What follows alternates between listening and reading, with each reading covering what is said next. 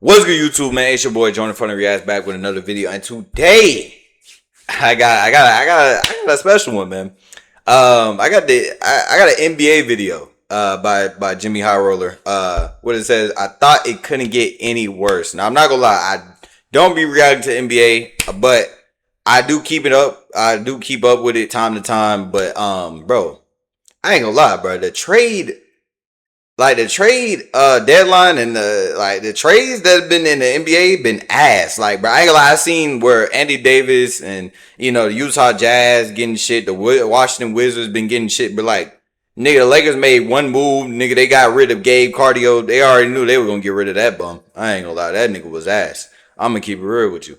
But yeah, I mean the NBA, I really don't like. I don't watch full games like NBA games. I don't watch this shit. If I do, I'll watch the highlights off stream. Like I won't, because they're just gonna block it. I know you see other people, upload like Flight and then Jay and shit like that, but I just don't. I ain't got time for it. I'd rather watch them shits off stream. But NBA has been pretty boring. I'm not gonna lie to you, bro. I ain't gonna lie, bro. Back in, when I was watching full game sports highlights, back in 2010, 2010 through, on probably like 2010 to 2020. That's when I was like, heavy on that shit. I'm gonna keep it real with you. 2010, my era, bro. Nobody can tell me my era wasn't Defy, nigga. I mean, I said Defy, but nobody can tell me my era wasn't cold, bro. Nigga, my 2010, nigga, that shit was peak basketball. But you know what I'm saying? Bring y'all another, y'all wouldn't even know I would bring this video. But let's get into the video, man. More reacting, less yapping. Let's go. Or 368 days to be exact, the basketball world came to a halt as news broke that the Dallas Mavericks sent Luka Doncic to the LA Lakers in an inexplicable trade. Not only was this news, y'all niggas made the Lakers so bad. These niggas was finna be shit. I'm not gonna lie. These niggas was finna be shit without Luka. Y'all made these niggas 10 times better with Luka. Well, I ain't gonna say 10 times better, but nigga, Luka certainly helps. And y'all got that nigga for, what he signed like a 3-year or 4-year deal. Shocking, but the immediate and justifiable reaction was that that nigga this got fired. trade was possibly the dumbest trade in NBA history. But only time would tell if it was truly the worst trade we've ever seen. Fast forward 1 year. Bro, I heard AD, bro. I heard AD is not playing this year. That's what I got on the ESPN. The nigga say he's out for the remainder of the season. This nigga is broad day scamming, bro. This nigga is broad day scamming niggas. Almost to the day. And turns out the initial reactions were correct. Because the Luka trade wasn't just dumb. It is now definitively the worst trade in NBA history. And the ads coming up in 3, 2, 1. Wait, fantasy sport. Any Jimmy looked like it was going to be an uneventful week. Trades began to pour in from around the league. James Harden to the Cavaliers. Oh yeah, James Harden to the Cavs. That was kind of crazy. I ain't gonna lie. This nigga James Harden, bro. This nigga just getting passed like a fucking blunt. Clippers, Vucevic to the Celtics, Jaren Jackson Jr. to the Jazz, Jared McCain. I was like, I ain't gonna lie. And let me talk about this. I ain't gonna lie. This right here, they didn't even need this. They just added to their depth. But I ain't gonna lie, bro. With the Jaren Jackson, bro, this nigga is that nigga is trash, bro. And it was so crazy because, Memphis literally paid the nigga to trade the nigga. That nigga Jaren Jackson is terrible. To the Thunder. And in the midst of a flurry of trades came this dreadful transaction. The final chapter in the worst trade in NBA history. Nigga, D'Angelo Russell is going to the fucking Wizards. Holy shit, bro. These niggas. A fairly quick negotiation, Anthony Davis and company were traded to the Washington Wizards in exchange for Chris Middleton, AJ Johnson, Malachi Branham, Marvin Bagley, 2 first-round picks. Like, who the fuck is AJ Johnson? Who the fuck is Malik Branham? Who? Like, 3 second-round picks. In exchange that... And then they gave him 2 first-round picks. Terrible at first glance, but after about a second of coherent thought, the reality sets in that what the Mavericks have managed to do over the last 12 months might just be the most egregious case of mismanagement in the league's history. Because if coughing up Luka for AD and a bag of chips wasn't bad enough, the Mavs doubled down and sent AD packing for next to nothing. Now, Anthony Davis was the bulk of the haul the Mavericks received for Luka last February, meaning that the Mavericks have now essentially traded away franchise icon, perennial MVP candidate, generational player Luka Doncic for this. Can give you this for a better deal than that. Bring in your AT&T or T-Mobile bill for a better deal.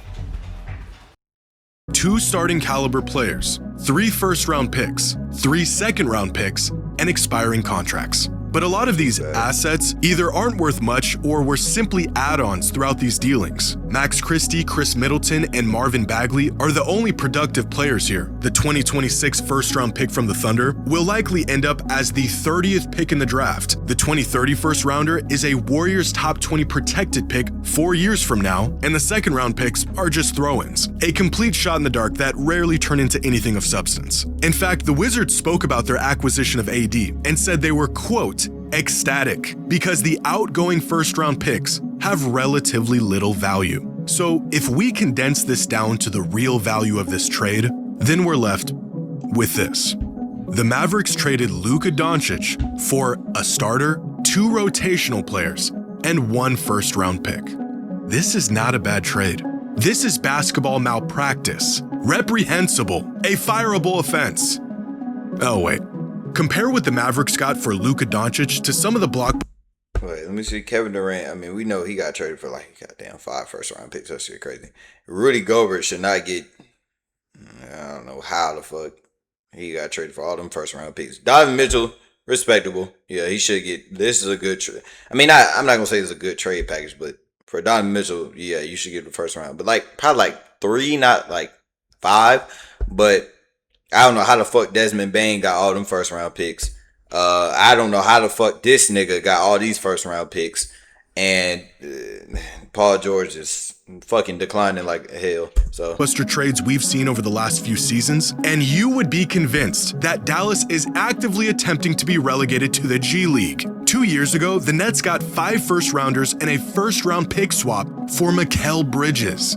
In 2022, Rudy Gobert was worth half a roster, 4 first-rounders, and a first-round pick swap. The OKC Thunder built a championship off the back of a singular season of prime Paul George.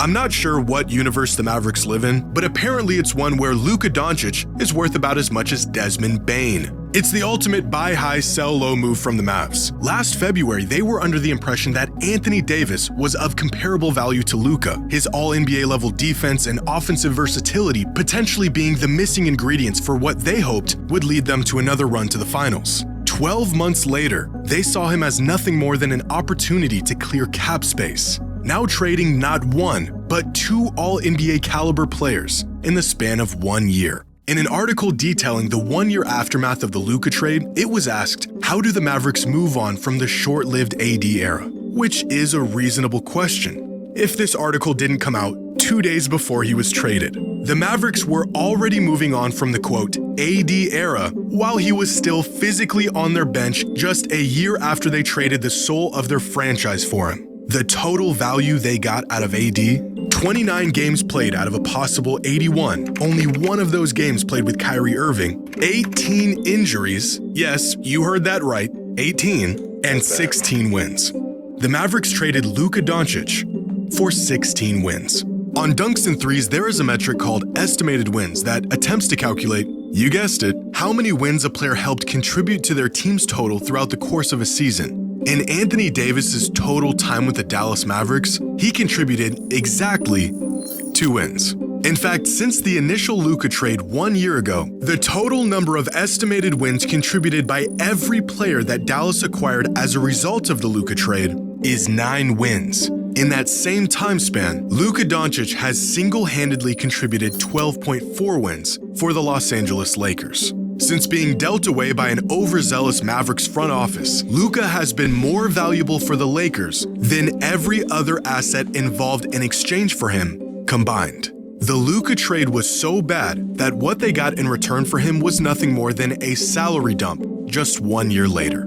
Now, these head-scratching and irrevocably compounding decisions would leave you thinking that the Mavericks were desperate for some inkling of success, irrationally quick to make decisions, and unfamiliar with long-term results, which might be true if they weren't here in the finals just 18 months ago. They know the ingredients for a winning team. They've made great moves in the past. In fact, this was their winning recipe, the roster that got them within 3 wins of a championship just 2 seasons ago. But out of the 12 players from this finals roster, only 4 of them are currently on the Mavericks today. Dallas rolled the dice and traded away a finals team for a potential long shot to go back to the finals. Dallas's one saving grace, the only thing keeping them out of the depths of NBA irrelevance for the foreseeable future, is of course Cooper Flagg, a player that fell into their lap through no work of their own. A pick they had just a 1.8% chance of winning on the night of the draft lottery, jumping from the 11th spot in the draft to the first pick as a result of the lottery, which, in case you didn't know, is the single largest jump in position any team has ever made in the history of the NBA lottery. If it wasn't for Cooper Flagg, the best players on the court for the Dallas Mavericks organization this season would have been Max Christie and Najee Marshall. Which means that the only thing that prevented the Mavericks from being the worst team in the league with no hope in sight 18 months removed from a finals appearance was pure, incredibly unlikely, unprecedented luck. At least the Mavericks have found another direction for their franchise. For a second there, it almost felt like they made the worst trade in NBA history. They did. As great as Luka is, the Lakers are dealing with their own ups and downs, you know? Luka isn't a perfect player. Anyone could have made the rash decision to trade him away for almost nothing with absolutely no recourse in place. He is, after all, just the 3rd best player in the world. At least the player they traded away wasn't one of the most valuable assets ever traded away in the history of modern basketball. Shout out to Jimmy High Roller, bro. I ain't gonna lie. This shit is crazy, bro. Shit is crazy. But make sure y'all like, comment, subscribe, man. I'm out.